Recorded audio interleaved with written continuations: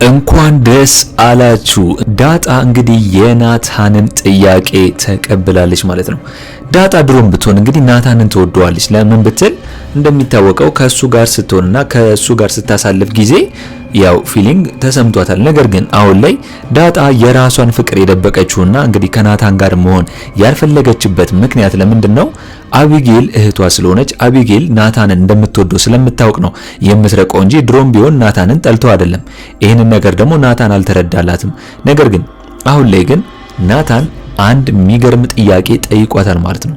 እሱ እንደሚወዳትና አንቺ ግን እኔን ትወጂኛለሽ ብሎ ጠይቋታል። ስለዚህ አሁን ላይ እንግዲህ ለአቢጌል ስትል እንጂ እሷ እንደምትወደው አረጋግጣለታለች ማለት ነው። እንኳን ደስ አላችሁ። እኛም እንግዲህ ይሄን ነበር እንፈልገው፣ ዳጣና ናታን አንድ ላይ እንዲሆኑ ነበር ምኞታችን እንግዲህ ተሳክቷል ማለት ነው። ነገር ግን አሁን ላይ አቢጌል ከባድ ሁኔታ ውስጥ ነው የያዘቻቸው። ሊያውም በቪዲዮ ነው እንግዲህ በሞባይል የቀረጸቻቸው። ዳጣ ናታንን ጉንጩን ስትስመው ነው እንግዲህ የቀረጸችው እንጂ ናታን ዳጣን ጉንጯን ሲስማት አልቀረጸም። ስለዚህ አሁን ላይ እንግዲህ ዳጣ ናታንን ሲስም ጉንጩን አቢጌል እየተናደደች እየተቃጠለች ተደብቃ ያንን ቪዲዮ በሞባይል ቀርጻለች ማለት ነው። እንግዲህ አሁን ላይ አቢጌል ያንን ከቀረጸች በኋላ ልታስፈራራት ነው ማለት ነው ዳጣን። ምክንያቱም አሁን ላይ ይሄንን ቪዲዮ ለአባቴ ወይም ደግሞ ለአደረጀ ነው ማሳየው ወይም ደግሞ ለወይዘሮ ማርታ ነው ማሳየው ካልሆነ ከዚህ ቤት ውጪ ብላ እንግዲህ ዳጣ ልታስፈራራት ይመስላችኋል? እስቲ በዚህ ጉዳይ ሁላችሁም ሐሳብ አስተያየታችሁን ኮሜንት ላይ አስቀምጡልኝ። እንግዲህ አሁን ላይ የሰላም ምክር የናታንን የሰጠችው የሰራ ይመስለኛል። ምክንያቱም ዳጣ ለናታን ፊሊንግ እንዳላትና እንደምትወደው እስከዛሬም ድረስ ዝም እንዳለችው እንደገና መጀመሪያ ራሱ ስታየው እሱን እንደወደደችው ነው የነገረችው። ስለዚህ አሁን ላይ ሁለቱም ስለሚዋደዱ እንግዲህ ቀጣይ ጋብቻቸውን እንጠብቃለን አንድ ላይ። ደረጀ በዚህ በኩል ደስ ይሏል ብዬ ነው ማስበው። ምክንያቱም ዳጣን ከናታ ጋር እንድትሆን ስለሚፈልግ ልጁም ስለሆነች ማለት ነው። ያው ዳጣን አሁን ላይ ከረጅም ጊዜ በኋላ ስላገኛት የሷን ፍላጎት መከልከል አይፈልግም ብዬ ነው ማስበው። ነገር ግን ወይዘሮ ማርታ አቢጌል ከናታን ጋር እንድትሆን ስለምትፈልግና ይህንን ነገር ማሳካት ስለምትፈልግ ዳጣን ነው መወዳት ብሎ ናታን ካወራ ወይዘሮ ማርታ ልትናደድና ልትበሳጭ ትችላለች ብዬ ነው ማስበው። ምክንያቱም አቢጌልንና ናታንን አንድ ላይ ለማድረግ ፍላጎቷ ማለት ነው። ስለዚህ አሁን ላይ እንግዲህ ይህንን ቪዲዮ ለወይዘሮ ማርታ ብትሰጣትም እንግዲህ ናታንና ዳጣ እውነተኛ እንደሚዋደዱና እንደሚፋቀሩ ለወይዘሮ ማርታ የሚሆን ለአቶ ደረጀ እውነቱን መናገር አለባቸው ከሚዋሹና እንዲሁ ናታንም ቢሆን ከሚፈራ ብዬ ነው ማስበው። እስኪ እናንተ በዚህ ጉዳይ ሁላችሁም ሐሳብ አስተያየታችሁን ኮሜንት ላይ አስቀምጡልኝ። እንግዲህ ዳጣ ክፍል 43 ቶሎ እንዲለቀቅ ሁላችሁም ኮሜንት ላይ ክፍል 43 ቶሎ ይለቀቅልን በማለት ይህንን ቪዲዮ ላይክ በማድረግ ጀምሩ። እንግዲህ እንዳየነው ከሆነ አሁን ላይ አቢጌል የሰላም ባል ወይም ደግሞ የሰላም የልጁ አባት ማን እንደሆነ አውቃለሁ እያለች ነው። ምክንያቱም ወይዘሮ ማርታ ወደ ዱባይ ከሄደች በኋላ ለስራ ከዛን ጊዜ ጀምሮ ያለውን ቀን እየቆጠረች አሁን ላይ እንደገና ደግሞ አቶ ደረጀ ከወይዘሮ ከሰላም ጋር ያወሩትን ነገር አውቃለሁ በማለት ለማርታ ለመናገር እያሰበች ነበር ማለት ነው። ነገር ግን አሁን ላይ ወይዘሮ ማርታ በጣም የሰለቻት የአቢጌል ጉዳይ ማለት ነው። አንድ ነገር ከያዘች ችክ እንደምትልና እንደማትለቅ ስለምታል አሁን ላይ አቢጌልን ሀብላ መስማቷ ለሷም ጥሩ እንደማይሆንና እንደ ከዚህ በፊትም ያሰማቻት ነገር ውሸት መሆኑን ስለደረሰችበት አሁን ላይ በማስረጃ በጣም ተናዳለች። ስለዚህ በጣም እንግዲህ ተበሳጭታለች ማለት ነው ወይዘሮ ማርታ አቢጌልን በመውለዷ። ወይ አደረጀ እንዳላት ወደ ውጭ ሀገርም ለመላክ ፈልጋ ስዊድን ነበር ቤተሰብ እዛ ስላለ፣ ነገር ግን ደግሞ ፈራች። ምክንያቱም ወይዘሮ ማርታ የምትቀርባት አቢጌልን ስለሆነና የምታዋያት እሷን ስለሆነ ታላቅም ስለሆነች አሁን ላይ እሷን መላክ ነው የፈራችው ማለት ነው። ነገር ግን በአኳኋኗና በድርጊቷ በምታስበው ነገር ግን ወይዘሮ ማርታ በጣም ተጨንቃለች ማለት ነው። ምክንያቱም አሁን ላይ አቢጌልን ዝም ብትላትም ወይም ደግሞ ወደዛ ሂጂልኝ እንኳን ብትላትም ሰላምን ግን ጠርታት ያንን ነገር ጠይቃታለች። ወይም ደግሞ አቢጌል የሚያስጨንቃትን ነገር ያው በዛው እየጠየቀቻት ነበር። ምክንያቱም አሁን ላይ የወይዘሮ ሰላም ወይም ደግሞ የሰራተኛዋ ሰላም ሆዷ እየገፋ ስለሆነና ልጅ መውለዷ ስለደረሰ እንግዲህ አሁን ላይ ይሄንን ልጅ ስትወልድ አባትየው እንደሚመጣ ወይም ደግሞ ወይ ሞቷል ከሞተ ንገረኝ ለምን ሀዘን ሳንቀመጥም እያለች እየጠየቀቻት ነበር ነው በዛው ማለት ነው። ስለዚህ አሁን ላይ ወይዘሮ ማርታ የሰላም ባል ማን እንደሆነ እሷም ለማወቅ ጉጉት ነበራት ማለት ነው። ጭራሽ አሁን ላይ እንግዲህ ልጅ ስትወልጂ ነው የምታውቂው። ምክንያቱም ልጁ ከተወለደ በኋላ አባቴ ማን ነው ብሎ ሲያስጨንቅሽ ብሏት ነበር። ነገር ግን አሁን ላይ ከዚህ በፊት ልጅ እንደጠፋባት ነው ሳታስበው ሰላም እየተናገረችው ማለት ነው ለወይዘሮ ማርታ።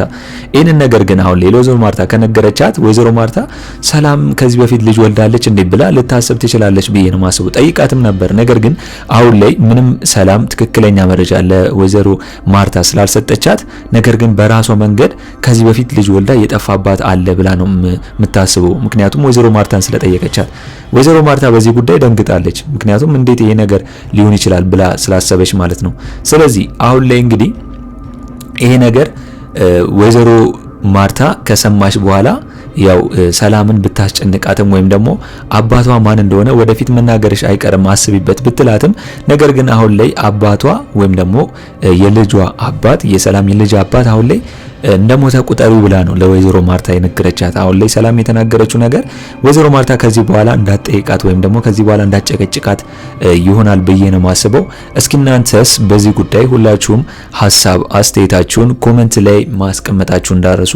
ሌላው ጉዳይ ደግሞ አቢጌል አሁን ላይ ናታንን ለማንም ሴት አሳልፋ እንደማትሰጥና ቤቱ ደግሞ አሁን ላይ አዲስ የገቡት አባቷ አቶ ደረጀ ይህንን ቤት ለአንቺ ነው ማወርሰው ብሎ ቃል ገብቶልኛል። ስለዚህ እኔ እናንተ በዚህ ቤት እንኖራለን አንተ የኔ ኮንክ እያለችው ነው።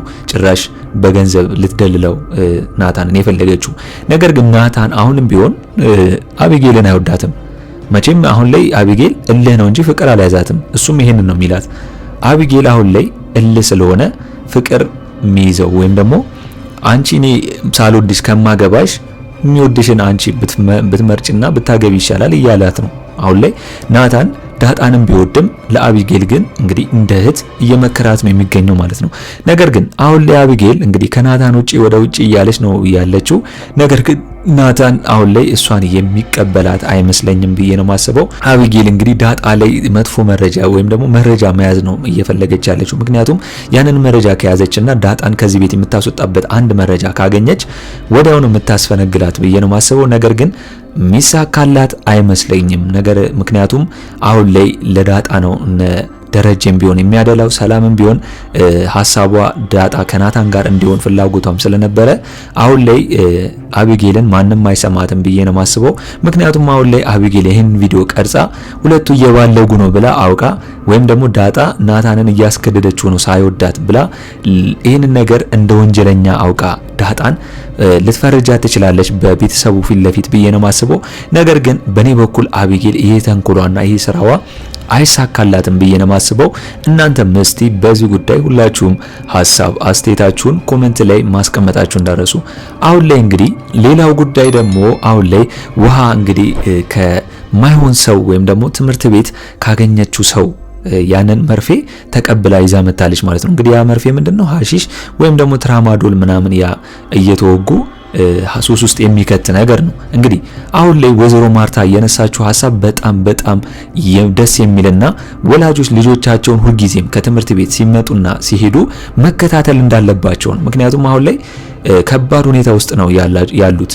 ግማሹ ሱስ ውስጥ ከተከተተ ወይም ደግሞ ሱስ ውስጥ ካለ ሌሎች ልጆችን እንዲሁ ሊያባልጓቸውና ሌሎች ልጆችን እንደዚህ አይነት ሱስ ውስጥ ሊከቷቸው ስለሚችሉ ይህንን ነገር ደግሞ በአጽንኦት ወይዘሮ ማርታ በፊልም መልኩ ለህብረተሰቡ ማስተላለፋቸው በጣም ደስ ብሎኛል። ስለዚህ አሁን ላይ ወይዘሮ ማርታ እንዳለችው ወይት ከትምህርት ቤት እንደዚህ አይነት ውስጥ እርምጃ የማይወሰድበት ትምህርት ቤት ውስጥ ከማስተማር ሌላ ትምህርት ቤት መቀየር ይሻላል ብላ ነው ያሰበችው። አሁን ላይ ውሃ ሞኞና ነው እንጂ የተናገረችው ባትናገር ኖሮ ራሷን ሱስ ውስጥ ታገኘው ነበር ማለት ነው፣ ተደብቃ ያንን መርፌ እየወጋች ቢሆን ኖሮ። ምክንያቱም ይሄ ነገር በጣም አደገኛ ስለሆነና እንደገና ደግሞ በፖሊስም መልክ አሁን ላይ ይሄን ነገር እንግዲህ ውሃ ይዛ ፖሊስም ቢያት ወይዘሮ ማርታ እንዳለችው ቀጥታ ሸቤ ነው የሚያስገባት ውሃን እንደ ትልቅ ሰው ቆጥሯት ማለት ነው።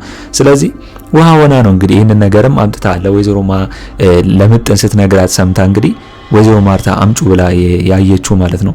ስለዚህ አሁንም ቢሆን ወይዘሮ ማርታ እንዳለችው ሌሎች ወላጆች እንግዲህ የልጆቻቸውን የቀን ተቀን ድርጊታቸውን ወይም ደግሞ ከክላስ ከመሄዳቸው በፊትና ሲመለሱ እነሱን ማየትና መከታተል አለባቸው። እንግዲህ ምን ጊዜም አሁን ላይ ወላጆች እንግዲህ ትተው ይሄ ሞባይል ከመጣና ይሄ ማህበራዊ ሚዲያ በጣም ከበዛ ምን ጊዜም እንግዲህ ወላጆች ልጆቻቸውን እየተከታተሉ አይደሉም። ስለዚህ አስበው ይህንን ነገር አጽንኦት ሰጥተው ልጆቻቸውን እንግዲህ ወላጆች መከታተልና አሁን ላይ ለውሃም ላይ እንደደረሰው ልጆቻቸውም ላይም ሊደርስ ስለሚችል ይህንን ነገር በአጽንኦት መታየት አለበት። በጣም ነው ይህንን ነገር ማስተላለፋቸው ደስ ያለኝ ብዬ ነው ማስበው። እንግዲህ በስተመጨረሻም ቢሆን አሁን ላይ ዳጣ የናታን ሆናለች።